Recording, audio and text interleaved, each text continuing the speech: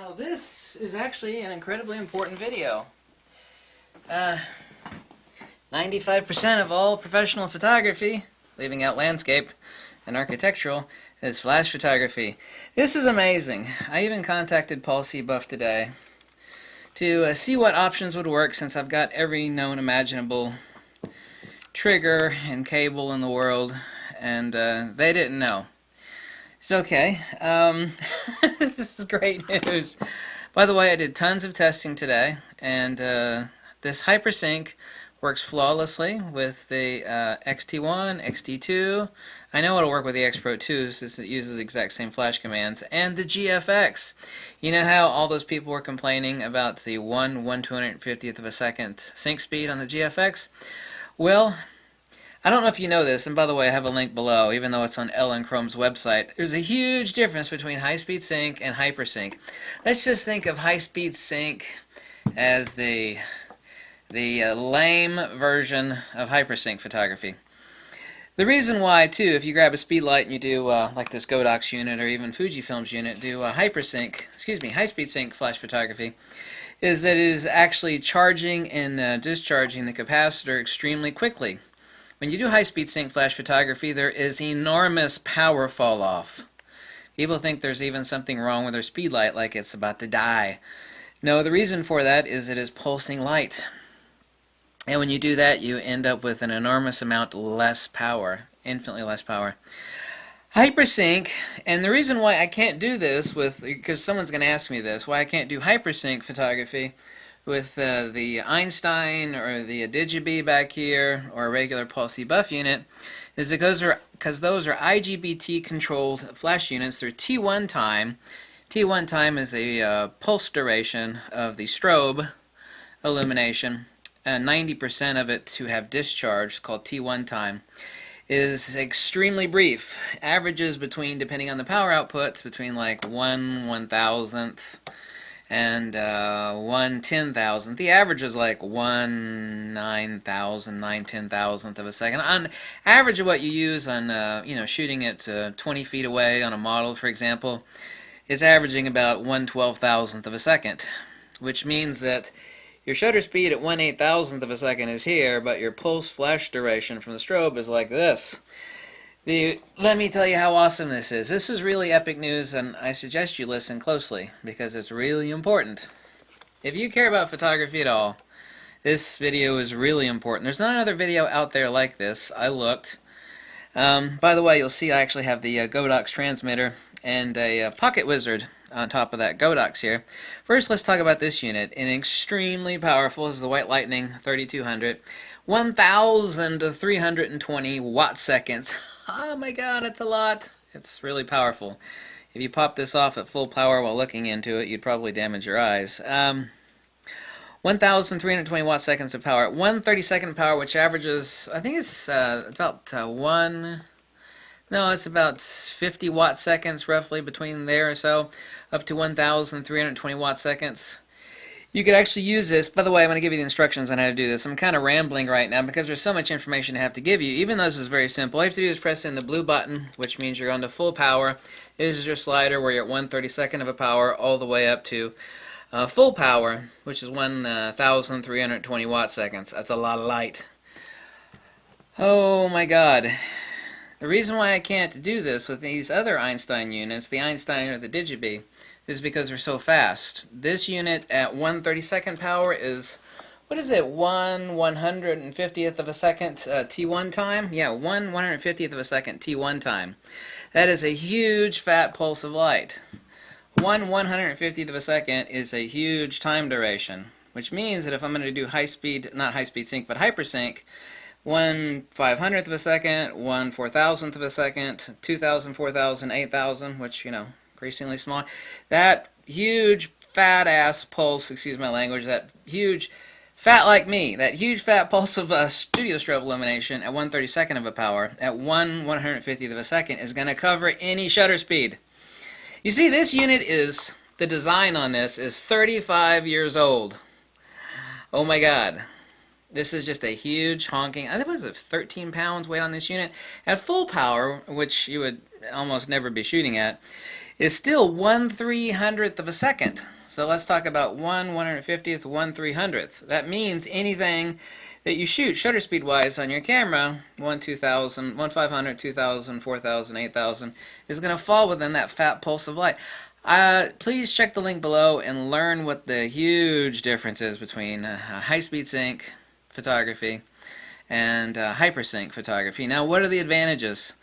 Enormous advantages. I've already told you can only work within a close duration a close distance in high-speed sync flash photography. One thing too, and I've been doing a lot of testing today, and I'm going to show you actually how to do this. It's really very simple. Is that you can step way the hell back from your subject, like say doing a group photo, like 4 or 5, a family maybe, with the sun at their background, behind their backs. You could shoot 1/8000th of a second at f11, f16, and drop serious saturation on your set. You can't do that with any high-speed sync flash unit. Don't talk about the Godox AD600. Don't talk about a freaking stinking ass speed light. Okay, yeah, this is a high-speed sync capable Godox speedlight. Pretty much the same power as the Fuji unit, okay? Pretty much the same power as the Nissan unit. No dice. You cannot get there from here with any of these damn speedlights, nor can you with the AD600. The AD600 is not a hypersync unit either.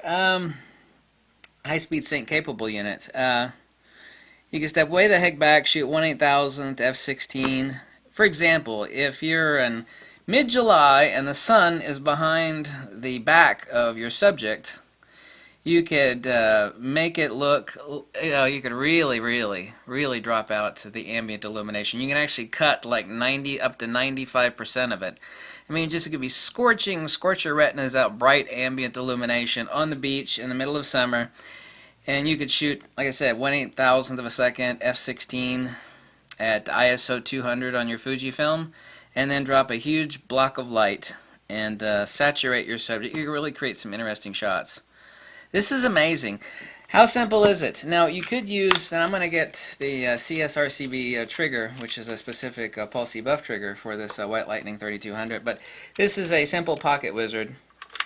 You plug it in here, 1/4" jack, that's it. This is a receiver unit. Over here, Godox, this is a T1 trigger system. On top of it, now this looks kind of obnoxious. I got 2 triggers up here, right? What's going on here, I'm actually shooting in manual. It doesn't matter if you're shooting in TTL or manual.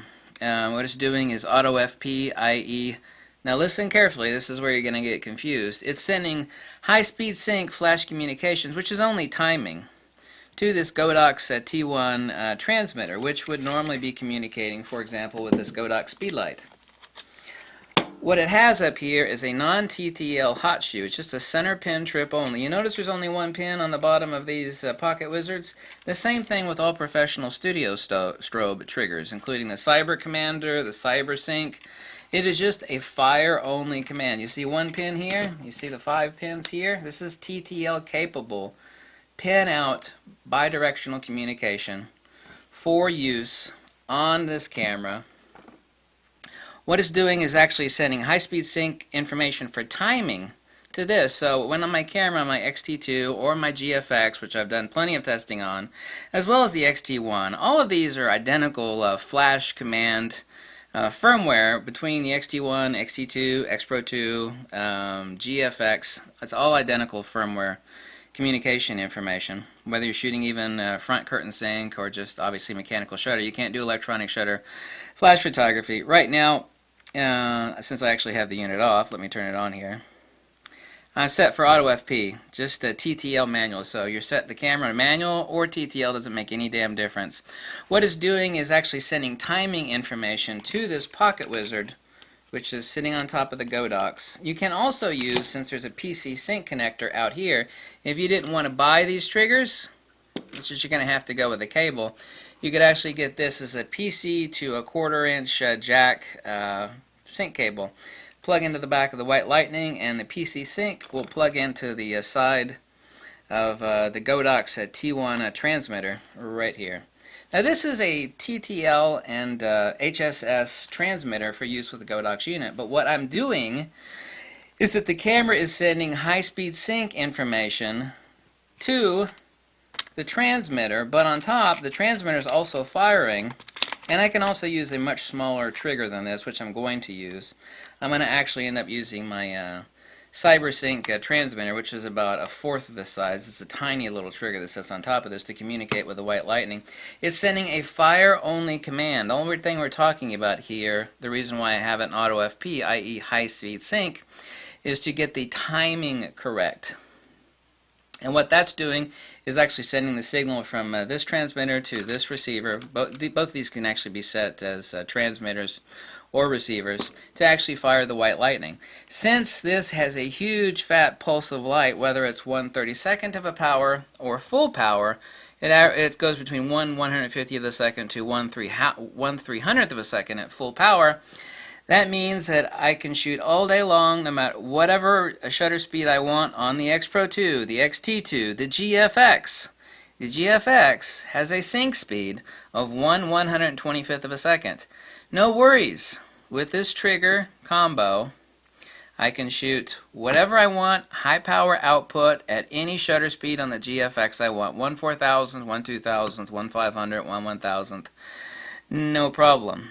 Slight gradation, this is an issue, it's not really an issue, it kind of is. Slight gradation on the GFX, averaging about 30%, where you actually get a difference where the it'll be actually illuminated, but there'll be a stop or up to a stop and a half of difference between the top and the bottom, so it'll actually be feathered gradated on that large sensor. That is not the case, however, on the XT1, XT2, and X Pro 2, since they're all APS-C crop sensor cameras. So this is amazing. This is true, and there's a huge difference between, you say, the first thing people are going to do in the comments is they're going to say, well, I can already do high-speed sync flash photography with my Godox or my EFX 500 Fujifilm Speedlight. Huge difference. You can't, with those units, step way the hell back, drop an enormous amount of power on your subjects or, say, group photography or even a larger scene, and stop way the hell down, F11, F16. Most people don't want to do that outdoor for hypersync or high-speed sync. They actually want to open all the way up and raise the shutter speed. I understand that, but you still can't do that with high-speed sync and actually back up any significant distance because you're talking about pulsed light. This unit does not send out any pulse light. That's absolutely impossible with this huge monoblock unit. It just sends out a huge fat hunk of light which covers any shutter speed you want to shoot with your GFX, your XT2, X Pro 2, XT1, yada yada yada. I was about to say, yeah, in custom menu 1, you actually have to hold that down for channel. You can actually set it for PC cable out because normal is input. That's on channel number 3. So if I actually want to hook a PC connector to, most people don't use cables anymore. I'm old school. I have no issue using a friggin' cable. I mean, if you can't do it between 15 feet and between your monoblock and your camera, then you've got an issue. But I know everybody wants to go wireless now. I know this is kind of large looking, but I'm going to replace it with a top transmitter, which I should have brought in here. It's just right over there in the other room. It's a tiny little transmitter unit. And the only thing it's doing is essentially sending a fire command. So we have actually HSS communication to the Godox T1, and then we have fire only command with the proper timing, which is sent between here and here to fire off the large monoblock. This is huge. I said you could either do PC cable or a completely wireless radio. But I mean, just imagine if you have a GFX or an X Pro 2 or an XT1 that you could shoot hypersync flash photography at any shutter speed without any issue. Step way the hell back. It's like, you know, I'd like to shoot a group and like step back about 20 feet.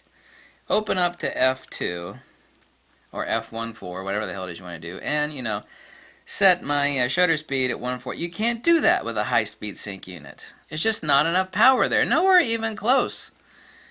What is it, a high-speed sync out of most speed lights as you're looking at, since it's using pulse light, it actually has to charge and drain the capacitor so fast. I think it averages about, averages about 8 to 12 watt seconds. 8 to 12 watt seconds max. So you're talking about 15 feet or so, really, the farthest you can get away. For most people, that's fine. Versus 6 to 12 watt seconds versus 1,320 watt seconds. Do true hypersync flash photography with any and every damn Fujifilm camera. The leaf shutter units like the X100F, X100T, the X70, those are leaf shutter units. You could do that anyway, but that's leaf shutter. You should know about that. But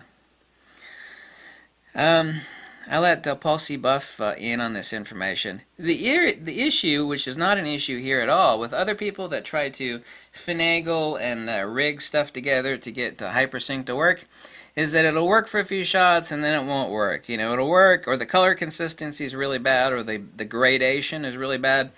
The issue with hypersync, especially on the larger sensors, is that there's serious gradation. It's like, well, the entire scene is illuminated, but it'll be really bright up here, like 3-4 stops, you know, fall off down here. And it's easy to correct that in post. I mean, however, 3 stops plus is a bit much. This is averaging on the GFX sensor at any power output, at any aperture, is averaging about a stop and a half, which is nothing. And if you crank up the light, then it's no problem. So the GFX is the only thing where you do have gradation on this, but it still just works marvelously.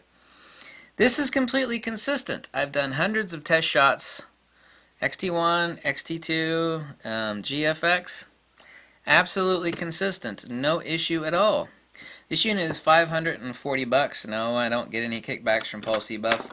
You cannot, let me repeat again, you can't do this with your studio strobe or pro photo unit or the Einstein or the Digibee, because the T1 time, depending on the output, regardless of whether it's a minimum output at 10 watt seconds or whichever output on like the Einstein's 5 watt seconds, the flash duration T1 time, or the pulse duration of 90% of the flash pulse to go off, is too damn fast.